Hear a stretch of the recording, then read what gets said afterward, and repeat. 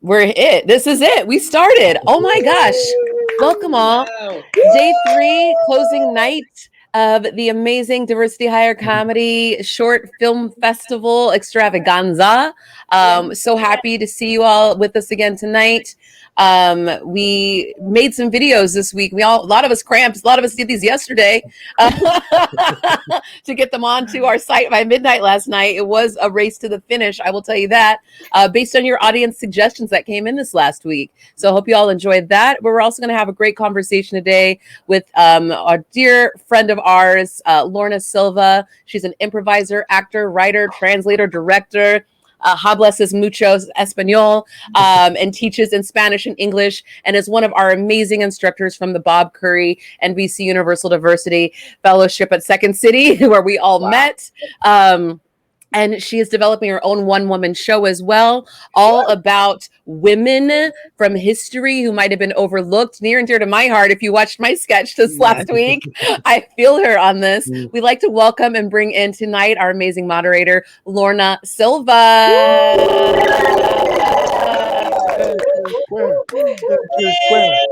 Oh, yeah. Oh, yeah.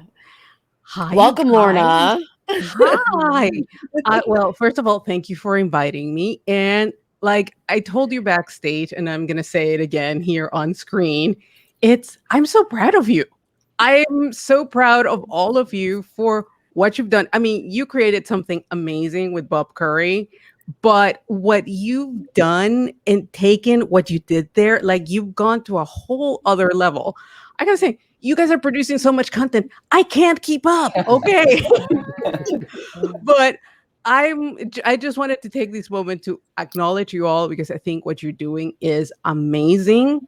And it is exactly what this moment is calling for. Like you're using your creativity, working together, teamwork, and creating incredible things. So I just wanted to say that.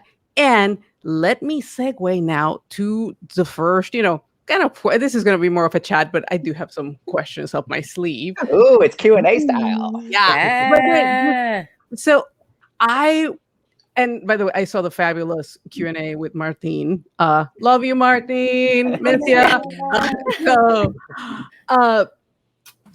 let's go back and talk a little bit about the purpose. Why a film festival and why now? Tawana, I'm going to give that to Tawana. Tawana. I don't know that there is a purpose. We joked about this on our other Q&As that, I meditate, I walk, I have these moments of divine downloads come up. And so we did the 28 shorts back in March. And I just felt like, okay, we did that. Now it's just going to sit here, all that hard work. And I was like, oh, we got a film festival. And I just pitched it to the cast, and there was no question. They yes-ended it that, and we just kept it moving and figured it out. Yeah. Yes. So, well, it's like, I don't know, in this, online world, it's like, do we clap like this? Do we clap the old-fashioned way? Whatever. And so, and now that, we've done it, here we are, we're on our final day. And so you've created some stuff like on the fly, go, suggestions, let's go. So how does it feel for you to be now in this moment and taking it all in and like, hey, we did it? How does it feel? It feels like a huge accomplishment. Yes. I am so proud. I'm getting echo from somebody now, so I don't know if somebody needs headphones or what you got going on. Yeah, I hear the echo too. I don't know. Echo? Echo. I'm going to blame Tawana because she moved right before this thing. I'm going to blame her today, even though she came up with this. I'm going to echo Tawana's sentiment. Great. Me personally, I felt like I think day one, like we were all, because we meet constantly, whether it's planning this, creating material, planning our next move, marketing, we discussed a lot. So like seeing, like, I think this week, actually posting it like on our social media to promote it and actually seeing the results that we've had people register and that we've actually like it's funny because like it's like very funny. I think with everything that you put together, like if it's something like a show like Bob Curry, you constantly work and work and work to put it together. One day you blink and then it's there. And then it's kind of like, oh shit, we did it. And it's just like, there's just, for me, it's just a realization that like nothing is impossible. Like when you hear of a film festival, you hear of like all this work that has to go into it. And yeah, we did do work, but it's not impossible. You know, when you work with like-minded, talented, hardworking individuals that share the same vision with yourself, like any goal can be accomplished.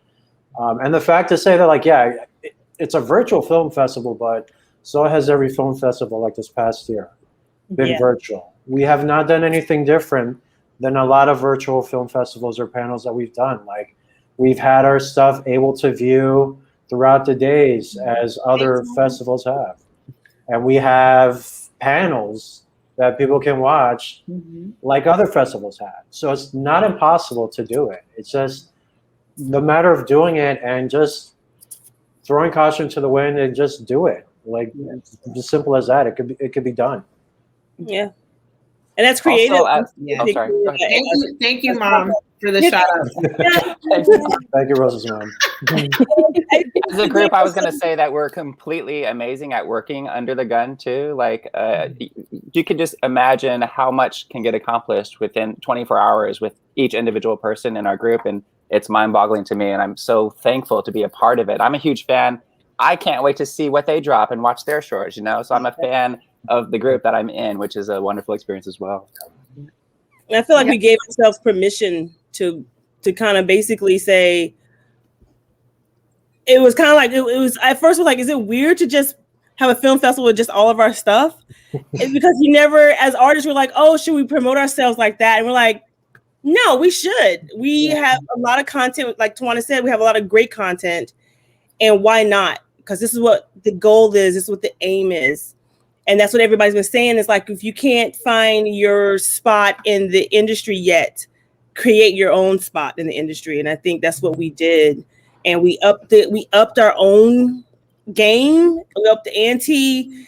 And I feel like we put out a very professional, a real festival that definitely can go toe to toe with what's out there. And so I'm just so proud and happy for all the, the great short sketches that we put together. And this group. And it's just like, we have such unique perspectives, and it's so fun, like Bobby said, to watch each of us drop and surprise each other and give each other more ideas. And we come back and we're like, well, it's almost like we're feeding ourselves, and we want more from each other each week. And so that's what I'm very excited about.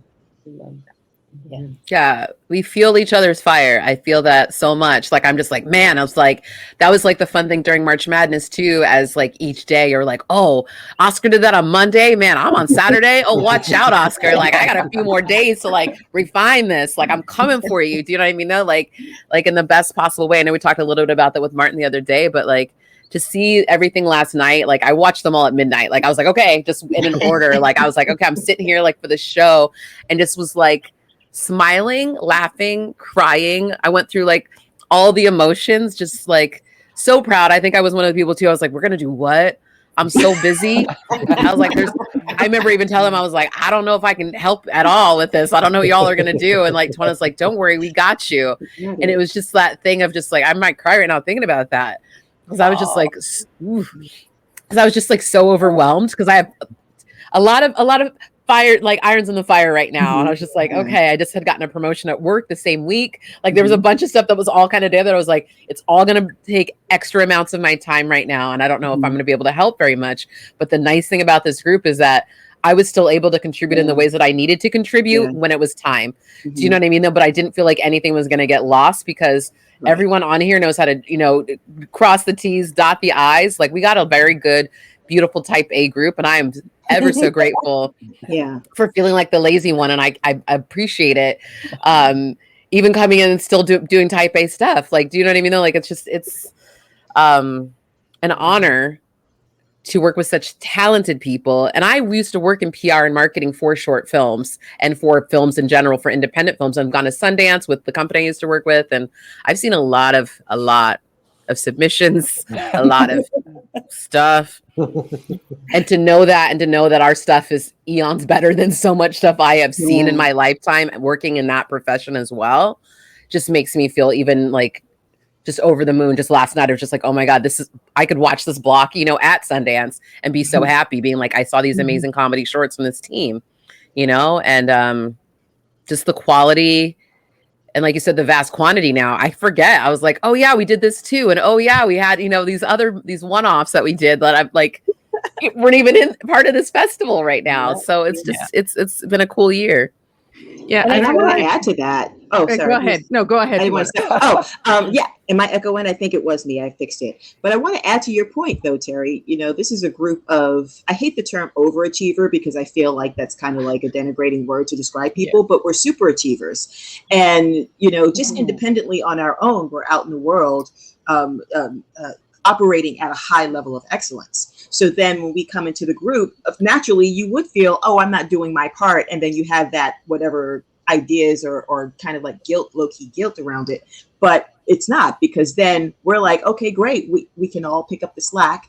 And then here you come. And it's like, oh, I can handle that. And we're like, we didn't even think about that. You know what I mean? So it's great to be in a group with super achievers, where people who just operate in the world naturally at the top level of their excellence. Yeah. And I think one thing that's really important to add to that too is the amount of trust I feel like we really have with each other, because I remember going through all my improv and sketch comedy training and observing that the improv groups in particular that I felt were the most joyful to watch were people that genuinely liked each other, trusted each other, had each other's backs on stage. And so to be able to do our March Madness, already having done our web series and other things, but do March Madness, and never once in those 28 days did I go, oh, is someone going to forget to post today? Right. Never once did I question that someone wouldn't come through and be there for the team, no matter how busy we were, how much we had going on.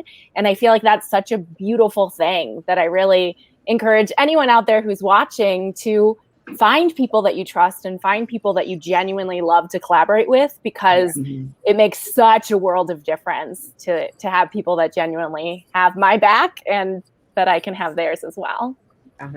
Yeah, but I don't know if you saw me taking notes, but I am so taking this word Tijuana, and I'm gonna use it and quoting it. Super achiever. That's right, because you too are a super achiever, Lorna. That's right. So it's great because I was kind of laughing, and I just made a face when Terry said, like, I feel like I'm not doing enough, like pulling my, I don't know what she said. I'm like, you're the lazy one? Oh, girl. Because if there is one thing that I noticed, just knowing the background back when you were wearing Bob Curry. And by the way, I'm so impressed that you got the entire name Bob Curry, NBC Universal. I know, in one take. Yeah, so smooth, right? But remembering how hard you all work, right? Yeah, super achievers. And I think that, and you are all starting to touch on some things that I think are important, and it is the importance of teamwork. But one of the things that I wanted to ask, since am I echoing now? I think it's me right now. I don't hear an echo. Feedback. Okay, it's some feedback. But how about talking a little bit about also some of the challenges, in this new reality that we've lived, in this pandemic world, where you're collaborating with a team where you're not in the same room, and that's what you were used to in Bob Curry. So if you can talk a little bit about the transition and some of the challenges, but also, some of the benefits, this new way of collaborating all virtually and getting used to this new normal, or at this point it's a new old normal, or I don't know what it is anymore. For me, it was, and I think Rosna, touched on it on Wednesday, where it was basically like, well, we all became editors, in a sense of like, you know, even with the web series, I think the web series was kind of us getting our feet wet in terms of like how this is going to work. And with that, we kind of learned as we went, in regards to like the technology, how to film it, how to kind of put stories together. So by the time we started doing these, it was just like, well, we would just pitch something, you know, we would obviously brainstorm, and then putting it together becomes literally like, okay, you do this part, you do that part, and I'll just edit it. Like Tawana, I'll use her as an example, came up with this kaleidoscope of a shot list. Yes. Which is just like, so for, I think it was her sob story sketch. Yep. That screened at the Detroit Women Comedy Festival, name drop. And it was just like something like, you know, that's something that we've never had to done. But I think as an actor, that's kind of why, like, I also write as well, is that as an actor, you can't be a one-trick pony. Mm-hmm. You know, you in a situation like this where there's a literal pandemic and all you want to do is get on stage and get in front of a camera, and you can't, what are you going to do?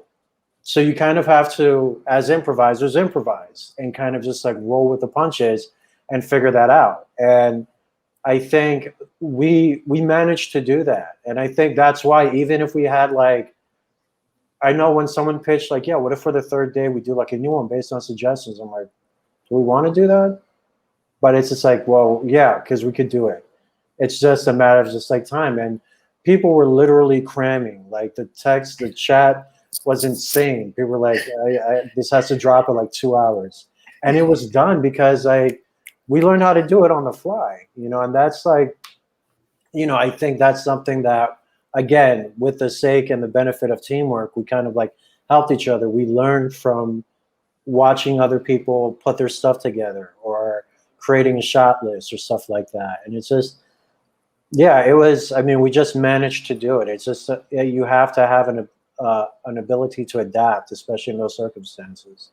Yeah, and to build off Oscar, I feel like that's what also, I mean, there's so many awesome things, like I keep saying, but like to learn from each other in terms of like every time someone edited something, it's like, oh, that's a cool trick, I'm gonna try that when I edit. And I think even one thing that stood out to me when we were doing Saved by the Improv is like breaking up the scenes, right? Because we were in like the Zoom, and so we would do our own like monologues, shoot those solo, but even understanding the importance of like the flow in shooting, to know that we have to break these things up. Things, again, I wouldn't have really thought about, you know?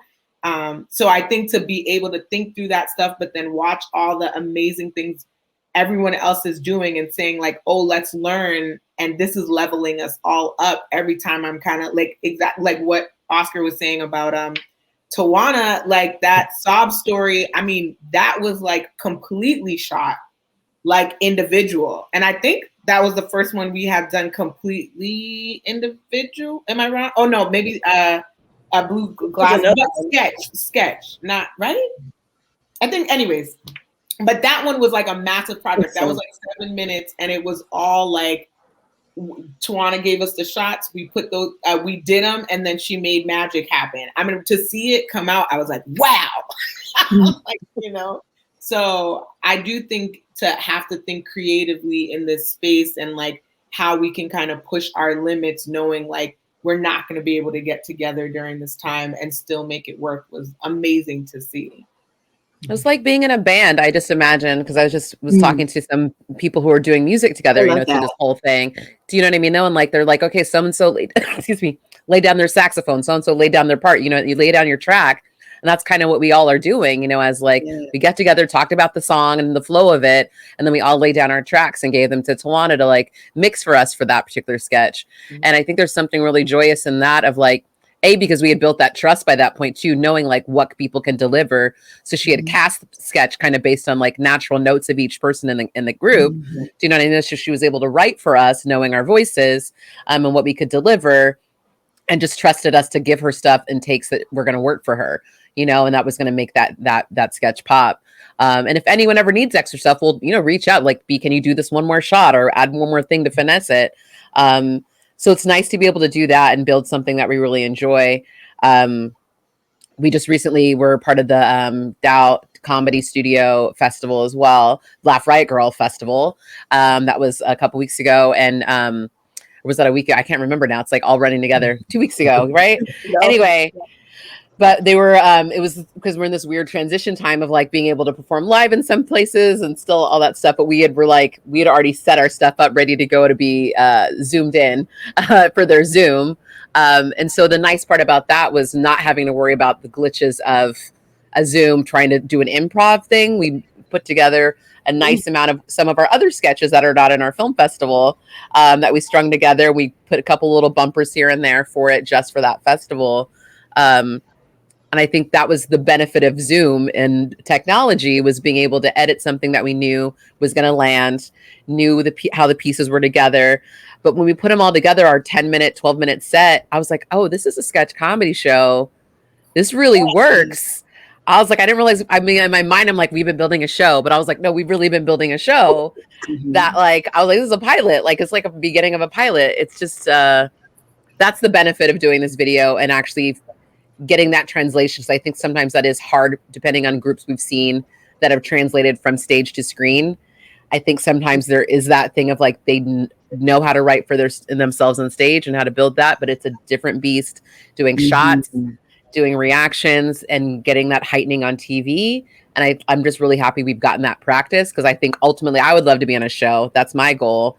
And so I feel like the fact that we get to practice this with this team, golden. I love it. And like, people are like, are you guys going to go live? I was like, we don't know. We got people across the country right now. Like, some point, like Bobby lives in like he doesn't live in LA. Like, it's like, we got people all over. Like, it's great. So, and I would like to clarify.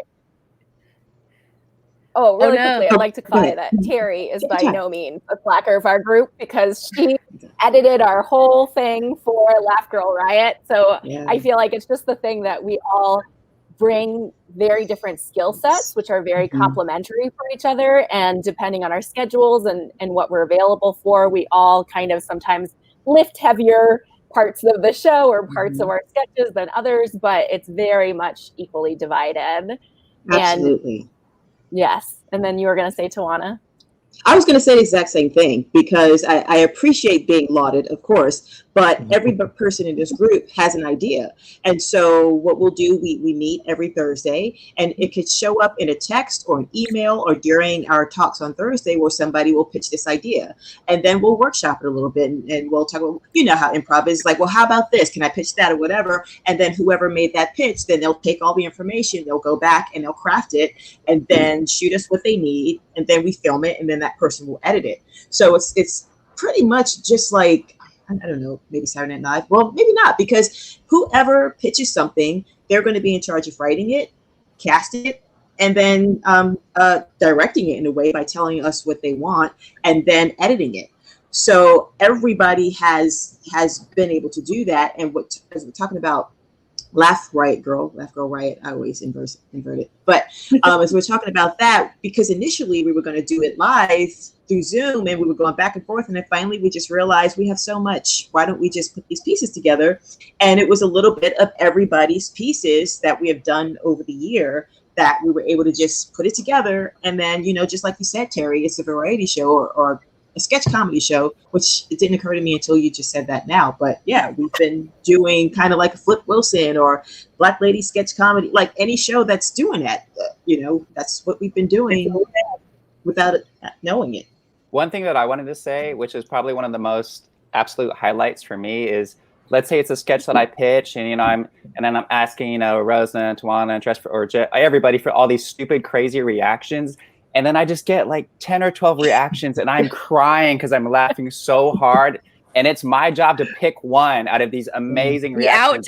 The outtakes. Oh, it's the funniest thing watching. And I'm like, yeah, you go over the top. Sure, from subtle to over the top. And the range that these amazing actors have, it's just mind blowing. I wish you could see our outtakes.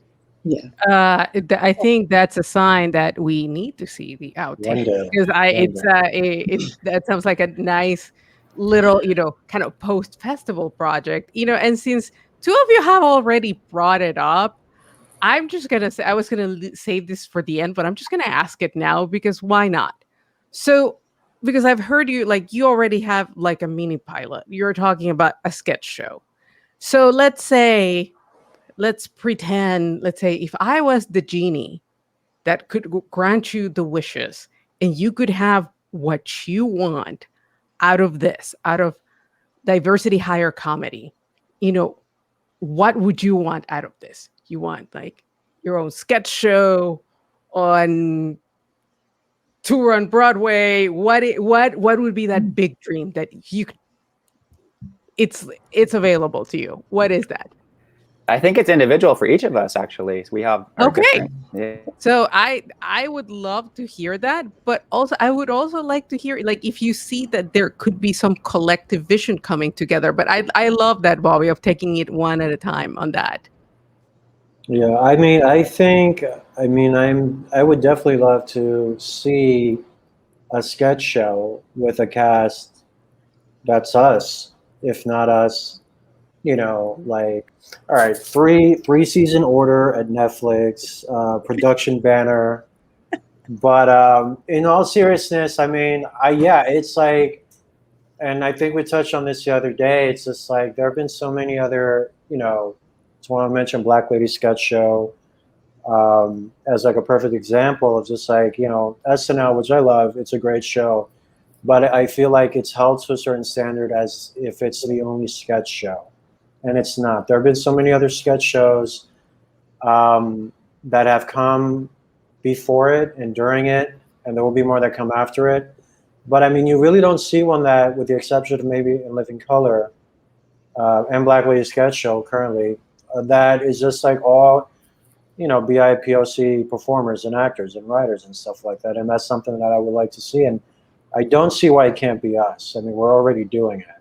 Yeah. We just need someone who gives us money to up the budget. You know what I'm saying? That's just it, because I think I think that's something too that spoke to this group. We came together at a very difficult time, and a time where it's very hard to be creative, and we found a way to do that for a year. Like, we didn't just be like, okay, we did the web series, let me go cry in my bedroom.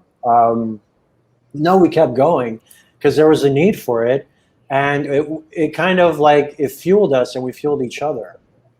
So I don't know. I don't see why I don't mind seeing that. I would definitely love to do that. I think we have the talent here to make an awesome show. I would love to see where we could actually take it as a collective. Of course, I think we all want to be on a sitcom or have these individual accomplishments, of course, as actors.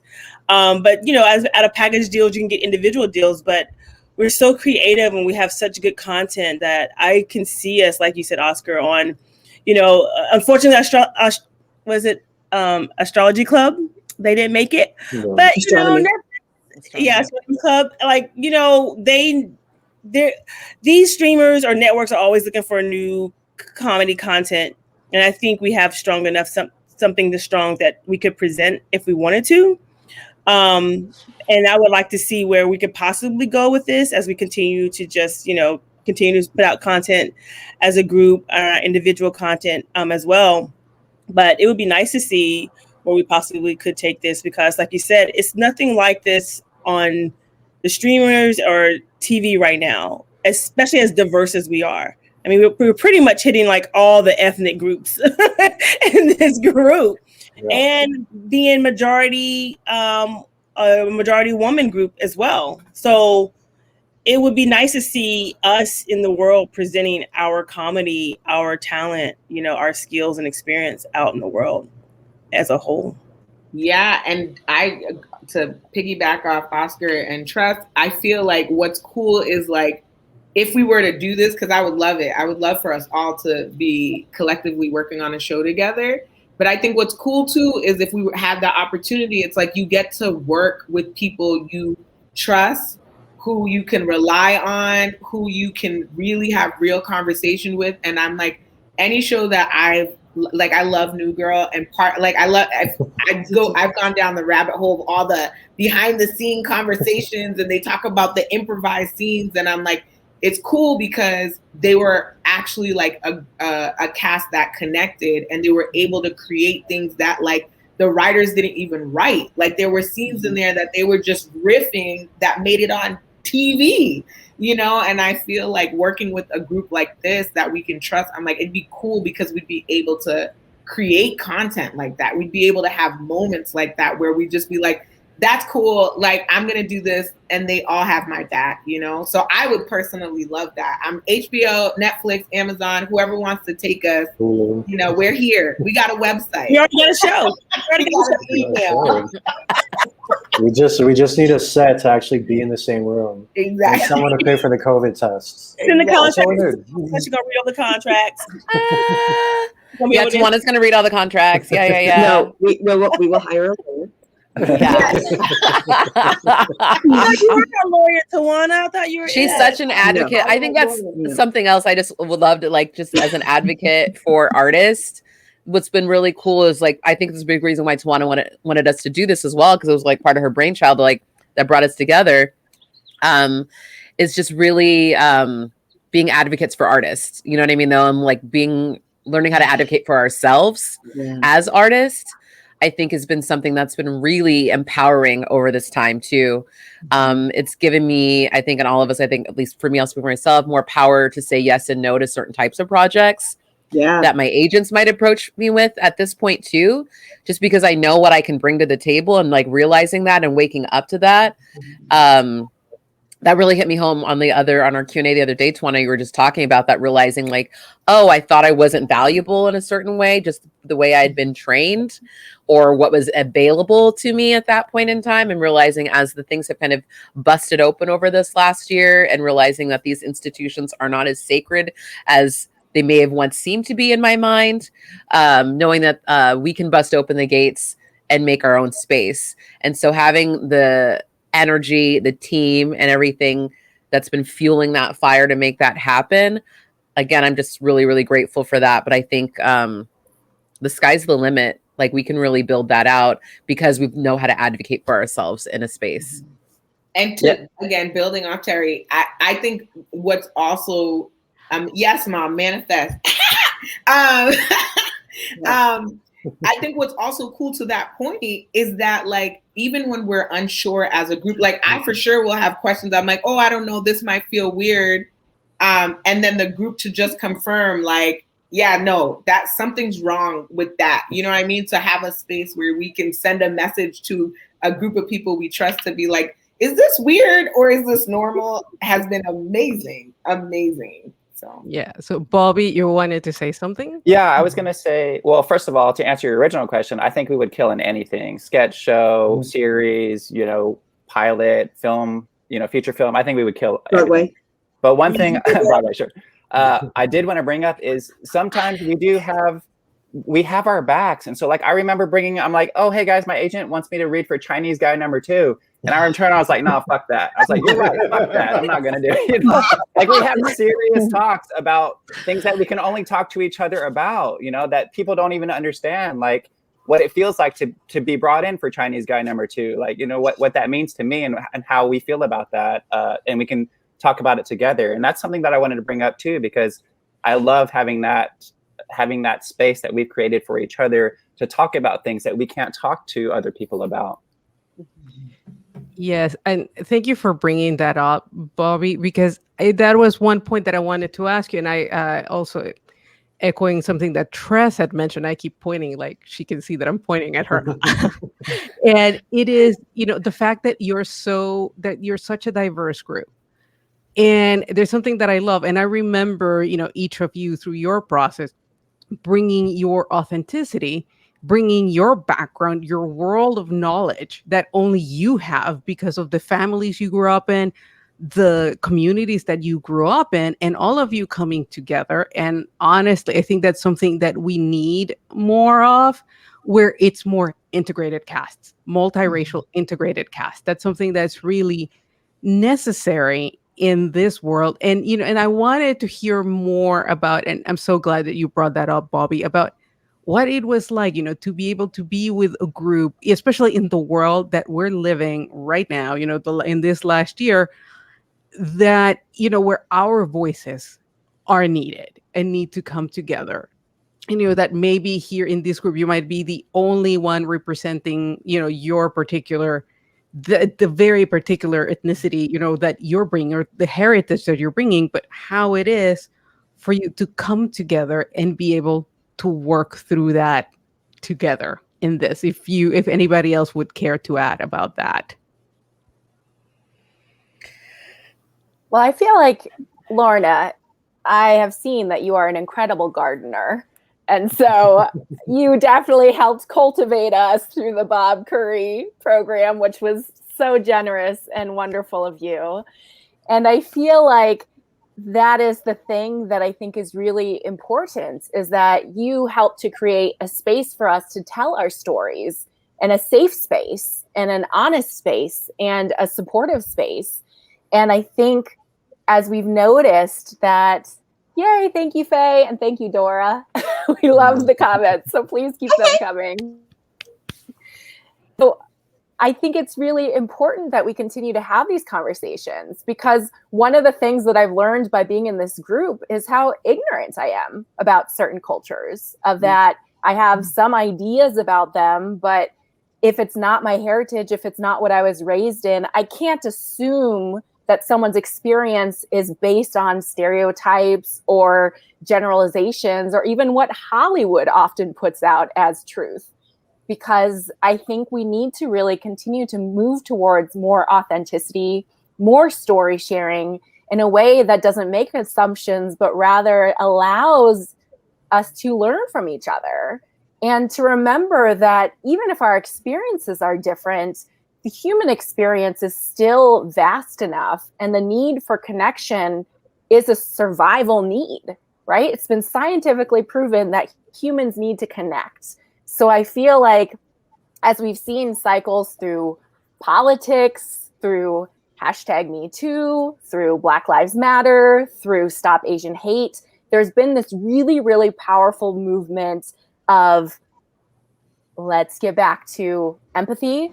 Let's get back to conversations that need to happen, and not in a cruel way, but in an honest way, in addressing what human conditions actually are, and how do we treat everyone as humans, with kindness, with uplift.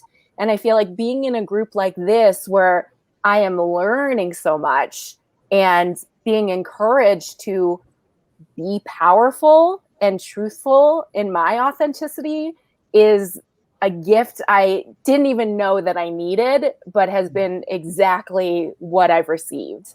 And to keep being in that environment with these amazing people, and with you, Lorna, having our back, it's just beyond words. So I am so grateful.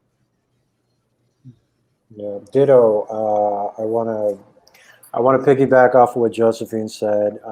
I mean, I honestly, the conversations that we have, aside from what we're doing, our career goals, I would not have, or I know for a fact I haven't had any conversation similar to that in any other sketch or improv group that I've had, for very obvious reasons. And I kind of felt it was us coming together around the time we came together was kind of serendipitous. I don't know if that's the word. For me to kind of just like realize, because I feel like at the end of the, for me personally, like it's just something that I love to do. And it wasn't really until Bob Curry with you, Lorna Martin, and Deanna Griffin Irons, that it wasn't like, I didn't really take into consideration that it's just like, instead of me kind of absorbing the environment around me, let me kind of project my environment, my history, who I am.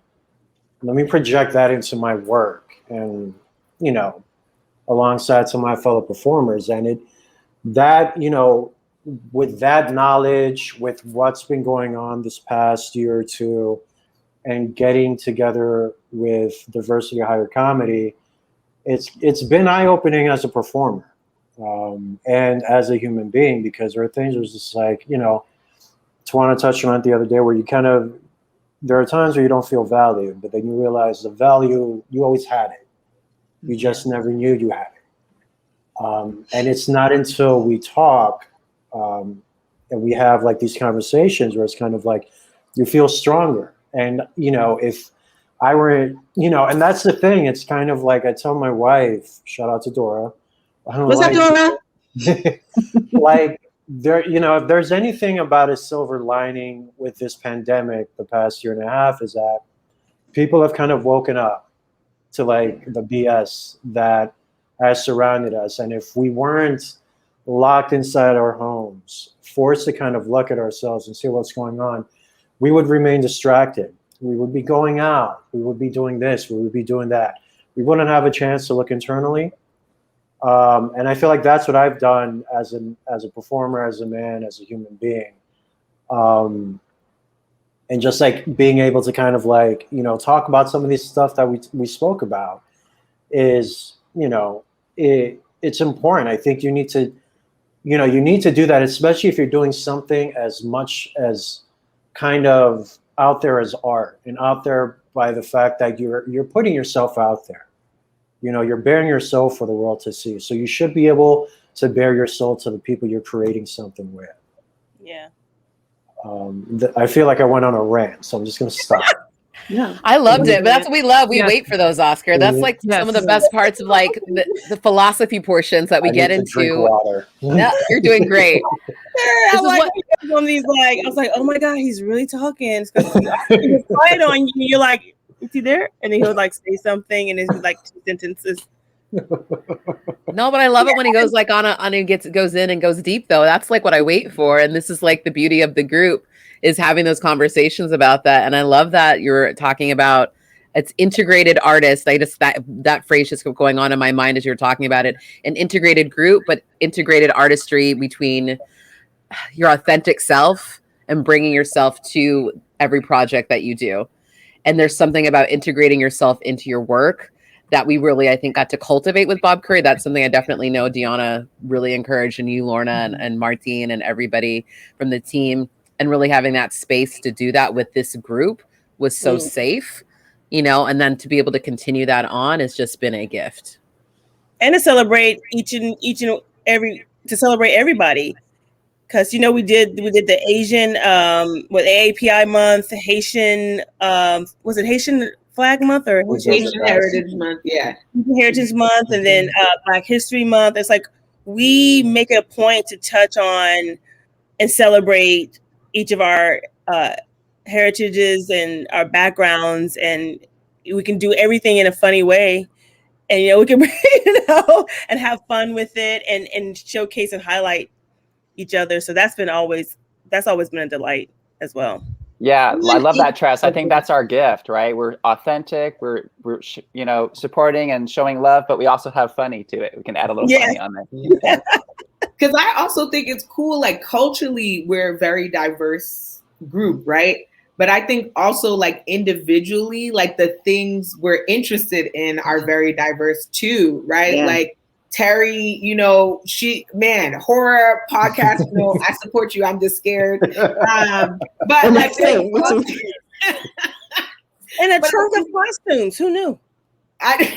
What costumes? Oh, girl, I have so many clothes. I have a whole wardrobe in my garage. Everyone's like, "Where'd you get all those clothes?" I was like, "From my house." Like those are all here. The hats, the wigs, all of it. But it's cool because also you have the different coasts that are happening, right? We got East Coast here, we got West Coast, we got the South. Like it's so cool. Hey, it's so cool to like be able to mix and talk about those experiences, and again, show the world that like we're not monolithic, right? It's not like, oh, we each represent this type of culture and we fall into this box. It's like, no, like I might listen to Green Day one day. I was talking about that recently, right? Like you can't assume the kind of stuff that we're into, which is also cool because we're learning from each other to be like, oh, you like that? That's cool. I didn't know Bobby could rap. Yeah, exactly. I still don't know that's a true statement. Bobby can rap, y'all. Go check out that music video. Stop playing. There's a cameo. When you sent me that track, I was like, okay, I'll get on that. You want me to be what? Okay. I got a wig for that. I had the look. I was like, tell me, what do you need? And I was like, I got it. Yeah, she does have it. That's for sure. Very hot girl summer. One thing that I wanted to say that I love about what you do, and the thing is, from my perspective, it is translating in the work that I see. It's like, it's very funny. If people watching haven't watched, you should. But, the thing is, you have fully realized characters that are funny, and they're multidimensional. Because let's face it, Hollywood, the world at large, we are reduced to our ethnicity, right? We are reduced to the color of our skin, and that's how we are perceived. But like you said, there is so much dimensionality to each of you, and the interest in all of that, it is showing in your work. So I just wanted to say that and give you guys that shout out.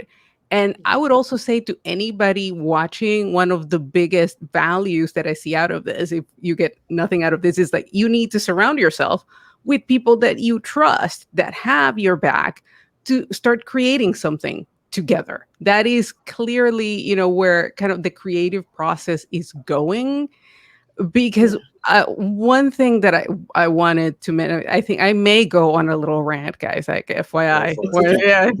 We like rants. Yeah. Just a couple of things, in the sense that, it's very clear that you're respecting each other's spaces, because we need to make a living, right? And I think there is this myth of the starving, suffering actor or artist, and that's where great art comes from.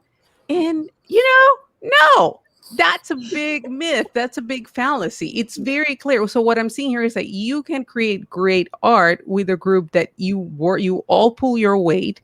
And when somebody needs more, it's like, oh my God, I got a promotion, I'm really overwhelmed. We got you. So that's where we create that space where we nurture ourselves, nurture artists. But, you're not doing it alone, because we have this thing, it's like, you must suffer for your art, and you must do it. That's a white supremacist capitalist mentality too, about that suffering, because that's a barrier to entry for people when they say you have to like take those internships or take those things that don't pay. Do you know what I mean? Though, and that's another way to gatekeep, and to realize that, as you were saying that, I was just like in my brain of that. That's what stops people from being funny or being able to enter comedy. When people wonder why there's such a disparity, it's like, if you don't have, money or historical wealth backing you up to usher you into that position, so many of our favorite, artists and singers and stuff like that, you look down the little rabbit hole, you find out their last name is, related to somebody in the industry, or like you find out they're like, you definitely have an inheritance, even though they look like they're, dressing like whatever. You're like, oh, okay, it all comes together now. So you do need support. I think it's a fallacy that we always say, independence is a myth. I talk about this with my nieces, my family, like the kids coming up right now. They're like, I just want to be independent. I was like, independence is a full-on myth. Everybody you see who is successful has help. Every woman in power who has kids has a nanny. Do you know what I mean though? Like, every person has somebody. I just was like, to get down the road today, you had to have somebody build this stop sign. You had to have somebody build this for you. You had to have somebody harvest your food.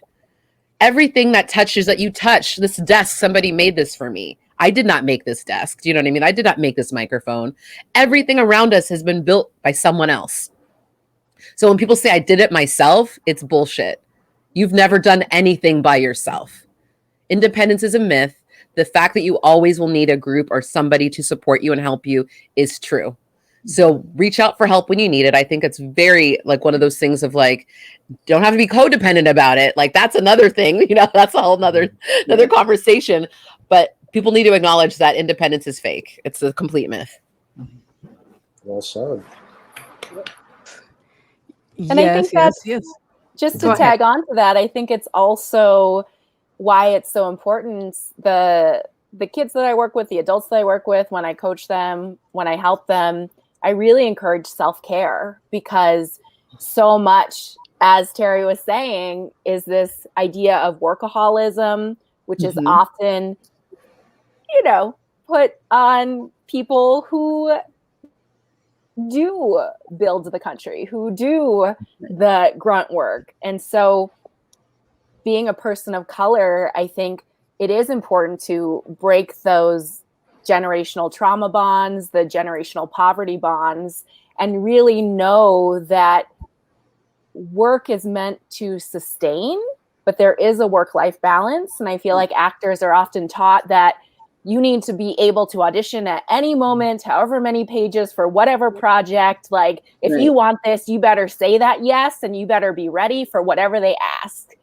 And that's not true, because it is really important to recognize the value of one's time, the value of one's integrity, the value of one's body and one's spirit and one's soul. And so I feel like, again, as Bobby was saying earlier, like being able to have those conversations of like, this feels not okay to me. Am I crazy? And having everyone be like, no, that's not okay. And then feeling the team support to be like, okay, then it's a no. Like, getting that feedback is so important. And I think people remembering their worth when they're often taught from a very young age that they're worth less, that is the fallacy. We are all value just because we are human. We are all meant to be here to share and create and to love and to be prosperous and abundant and enjoy life, right? And those other lessons to me are the falsities. And they're also the ways that try to keep people in their places when all spaces are meant for us. So there is something I wanted to ask you. So we've talked a lot about the group support and how you're there for each other. And I think that this is a group that's big enough where there is also space for your individual dreams, for the dream role, the dream job. I think that there's no doubt in my mind that there is full support from the group to go for each of you for that dream role, dream job. So that's what I would like to hear from each of you. What would be like that ideal, the dream role or the dream job? Thanks, Lonnie. Hey, Lonnie. Happy birthday to you and I. First, I would like to say that there's no real blueprint of this with people of color. So I have to go to the blueprint that is white, European. And so the blueprint that I choose to go to is Adam Sandler, Tina Fey, Amy Poehler, those groups of people who always are off doing their own thing, but always bring their friends to the party. So, for instance, if you think about Tina Fey and Amy Poehler, they always put Rachel Dratch in their films. Everything. You think of Adam Sandler, he always puts, what's the guy's name? What's that? Rob Schneider. So he's always they're always employing their friends who maybe the world Hollywood doesn't really get, and I appreciate them for that. And something, I was having this conversation on a Clubhouse chat with people who were non-improvisers, and explaining to them that when I start creating, I'm already writing, but when I start, I guess, going outside of this group is what I'm thinking. I'm not holding casting. I'm not hiring a casting director to, maybe I'll need somebody to negotiate deals. But we know so many talented people within our circle and 10 stanchions outside of our circle that we can bring in and be like, here's a script, I wrote it just for you, and they can, nail it. But to answer your question, the main thing for me is really producing and directing. And so that's really the way that I want to go, because I like to be able to have this control. Not in a sense of controlling people, but in a sense of, like we mentioned before, I have all these ideas and I want to be able to birth them. And I'm no longer waiting for companies to come and find me. My vision really is to, kind of like Ava DuVernay, like that is my blueprint. Ava DuVernay and Queen Latifah, those two are my blueprints, because both of them created their own stories, their own platforms, their own production companies, and are telling the stories that they want to tell in the ways that they want to tell them. And so that's who I look to for my creating my own. Oh shoot, I was about to say studio, maybe Who knows? But really, that's where my vision is. My vision is about creating my own thing and then inviting my friends to come and play with me, and let's all get paid and have fun and go and eat healthy and or not, have burgers and beers and travel, and then come back and play again. So that's really like a portion of my vision. I love it. I'm with you on that, Tawana. I didn't even realize how much I like directing and writing and directing my own projects. Just doing these sketches, I was like, oh, I have so much fun with it. Yeah. So I think directing's on the horizon for me. In terms of blueprints, I like the Regina King one. Mm-hmm. You work and then you go off and do your own projects, and then you come back to other people's projects and do all these great things with our own production company. But I would like to be able to go overseas and work and do some of these things as well, and be creative outside of the U.S. Maybe because I think I'm having a focus outside the U.S. Now, and so I would like to see that as a career. I still want my sitcom. That's fine. Yeah, and I was able to do that and say I did that, and now, but in the I guess in between time or after that, go off in the world and just kind of create and create content that's very diverse and woman focused and centric, and so yeah. Yeah, for sure. The creative route is all there. Content creation is what it's at least for me it's about. But ideally, like same thing, Issa Rae, Tina Fey kind of route where it's like being able to create, write, and perform. I mean, I think that's what I love about being able to do sketch reviews, right? Because you get to write and be in the show, and collaborate with others, right? But specifically for me, like a bicultural lens, like growing up Haitian American, I'm like, that's something, most people know at some point I'll tell you I'm Haitian. It was very much a part of my identity. I can't separate it, right? My house was Haiti, outside was America. And so, yeah, so for me, that's a really big piece that I want to bring to my creation. And so I think about shows like Mindy Kaling's Never Have I Ever, or even Mindy Project, where I'm like, especially with Never Have I Ever specifically, because I'm like, it's a story about a family and there's so much happening, and they happen to be Indian. So we get all that cultural soft niceness without it being beaten over your head. So being able to create something like that, or it's in that vein where it's like, we're talking about culture, but it's not like, oh, that's the Haitian show. No, it's a show that everyone can connect to. You know what I mean? So that'd be amazing. That'd be like top of the list for me. And I could put everybody in it, right? Like that'd be awesome too. Hey, I will learn some Creole. I kind of want to. I agree with Rose and sentiment. I don't know if there's a specific blueprint. It probably might go along the lines of like Tina Fey, just because I've noticed I get more joy out of writing and creating characters that I can play. Because when you look a certain way, you end up going for certain roles. And it's, especially as a Latino, like it's very kind of limited. You're either a cholo, you're a drug lord, or off the top of my head, a vixen. Mm-hmm. I don't know if I'll get a vixen. Not for you, but I mean, but it's stuff like that. Tell me about that, Oscar. It's stuff like that, where it's just kind of like, I remember years ago, I was talking to someone and they're like, oh yeah, you should try going for novelas. And I'm like, I mean, no respect to them, but it's just like my Spanish is not that great. I'm not going to go to the gym to get like a six pack. I will, but it's going to take a lot of work. I'm being real. But that's just not,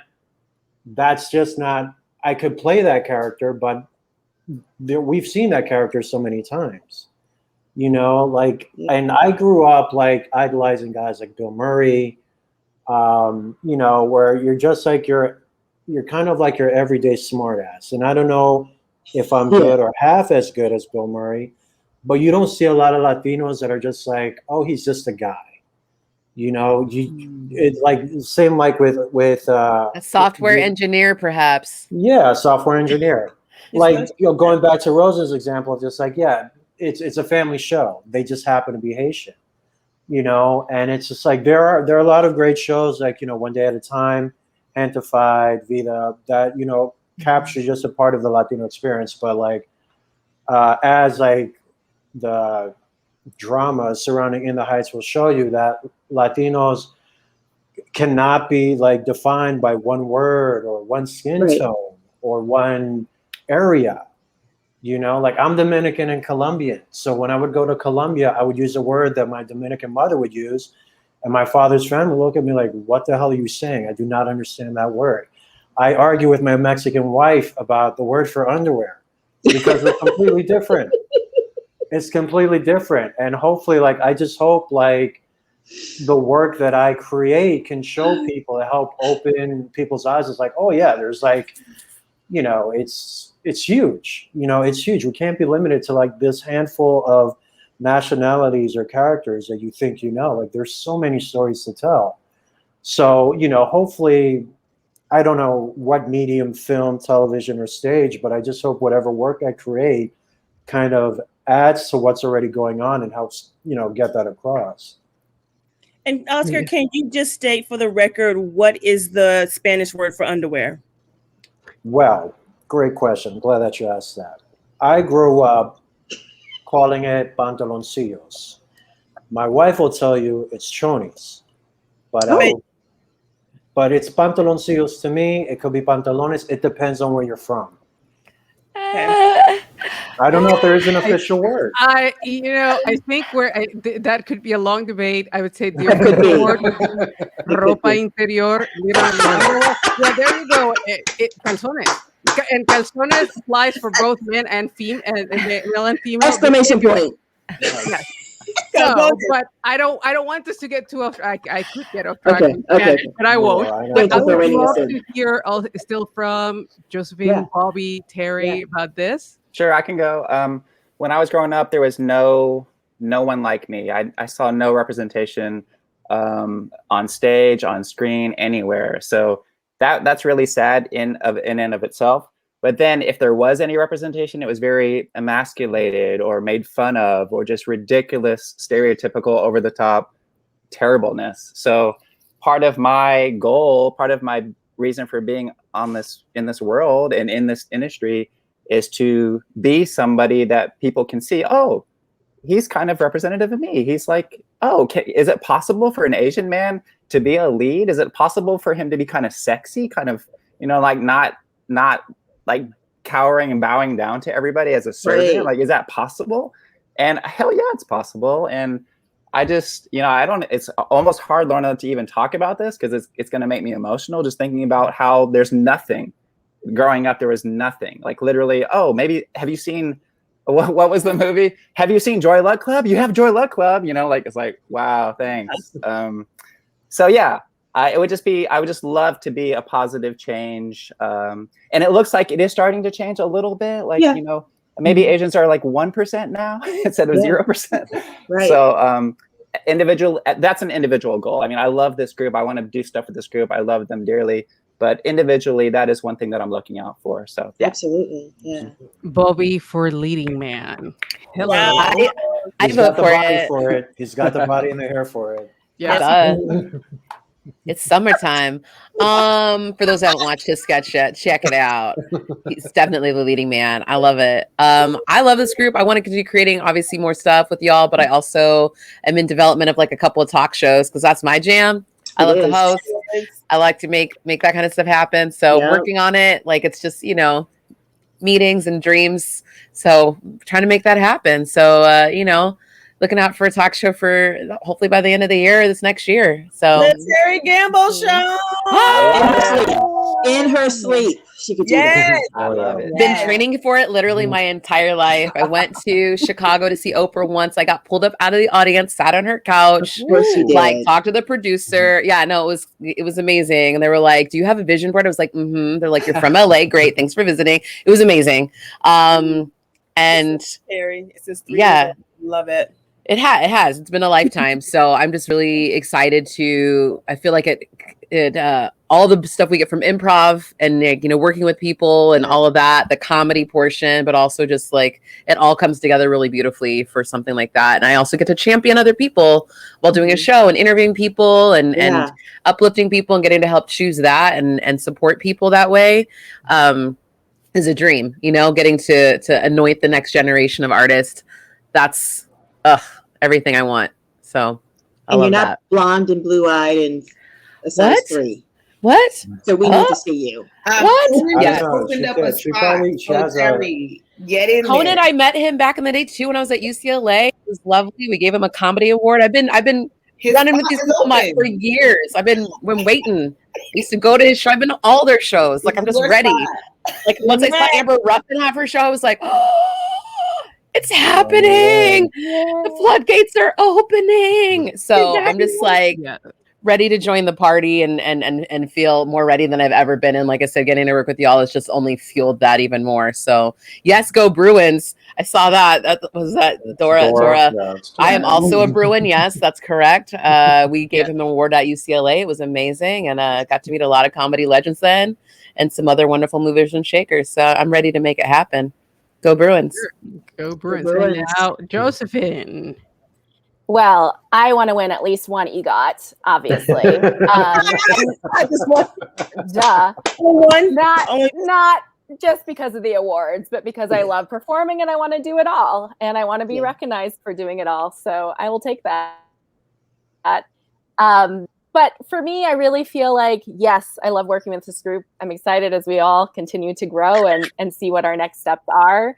I would love to have my own production company one day, as well as for me, similar to Bobby, I didn't feel like I saw anyone on TV that represented me. And so on stage, in movies. So for me, like really advocating for body diversity, for brain diversity, for cultural diversity, so that little kids growing up feel like they are seen, feel like they are reflected. Because, you know, one of the things that was hard for me growing up was that I've always been what's considered overweight, chubby, fat, however you want to call it. And I feel like the thing that became difficult with that in particular was nowhere on TV made that okay. That even shows to this day, if there's a curvier person, they usually are like, oh, it's so hard because I'm fat. Or like, I can't do things because of my body. And as we've seen in the United States, I am average size. Like, there are more people who look like me in the United States than other sizes. So the fact that we need to start reflecting what the majority actually is, like what life actually looks like, which is a beautiful, beautiful range of people of different colors, backgrounds, body sizes, heights, like all of those things like make a difference. And especially brain diversity too. Everyone's brains function very differently. And the creative life is not limited to one lane, right? We need to have places that we can run through the grass and climb trees and like roll down hills. We can't just always be told that this is the right path and every other path is wrong, because that's not true and that's not helpful for the majority of people. So part of my desire is not only to be able to do what I love, but also to have a larger platform that I can advocate for people who aren't being seen, who don't feel supported, and to uplift them as I continue to hopefully have more greater influence and can make positive changes that I really believe need to happen. Yes. Go JLF. That is absolutely inspiring. And I'm so glad that you mentioned that the other point is like, it's diversity. It's not just racial. It's really, like you said, body types, neurodiversity, all of this is very real and we need representation. And I think you are the right group to start bringing that representation to a greater audience. Netflix, hello, they're available. Amazon, network TV, call them up. So I know that we're getting to the end of our time. I believe that we have some prizes, right? Yeah. We're going to give out some merch to people who entered our giveaway. So I put all the names in this lovely bowler hat because, duh, obvious. The fact that you even have a bowler Because hat. Broadway, because Broadway. That's how Exactly. you get an all EGOT that right there. jazz. You have to have that hat for it. And I all know. that I'll jazz. put it on after so I can get We will hired go old for school with this. all the bowler hat rolls. All right, so here we go. Dun, dun, dun. I'm not looking. I'm not looking. All right, first one. Woo! Helen L. Carvalho. Congratulations. Go, Helen. Go, Salud. Helen. We're gonna do one more lucky person. Who is it? Ah, Ruth Walks. We'll DM you on social media so that we can get all your info and send you some fabulous swag. DHC. Yeah. Thank you, Lonnie. Yes, Lonnie. Thank you, Lonnie. Beautiful comment. And as we finish, just one last thing for our audience. Where can they follow you? Where can they find you? And if there's any immediate plan, they should be on the lookout right after the festival. You can find us at Diversity Hire Comedy on pretty much all the social media platforms, Facebook, Instagram, Twitter, and you can also find us on our website, Diversity Hire Comedy, for more videos and updates. And make sure if you haven't already, if you're watching this, you probably joined our mailing list initially for this live broadcast. But if you're watching this later on and video on demand on the YouTube, then make sure you follow us there and join our mailing list. You can be kept up to date on all the adventures that we are up to and out and about doing. We've been a part of a few festivals already this month for comedy. I know there will surely be more throughout the year, and more wonderful content coming up very soon. Anyone else want to add to that? We might have a new web I was just gonna say, New web series hopefully coming soon. yes, In development. Yes. everything what Terry said. And then I wanted to say shout out to the people who gave us suggestions to be able to create Oh yeah. this new blog. Yeah. Thank you. You will see in our videos we put your names in there. So thank you. I got my mom, so I'm gonna give you a shout out, Mom. Let's get physical. It was not on purpose. It was a randomizer. So thanks, Mom. Yeah, we literally spin a wheel. Spin a wheel, Those who yeah. don't know, like we literally get together. We like put them all like on like an app, and we spin the wheel. So like it's like really by chance that we get these suggestions. It's super funny and wonderful to fight over them too. Thanks for coming. We appreciate so much, Lorna. Thanks for watching. Thank you, everyone. Thank you, Lorna. Thank you, audience. We love you so much. We'll see you all again really soon. 5, 4, 3, 2. Anything else? Anything? Okay. Bye. Big hat.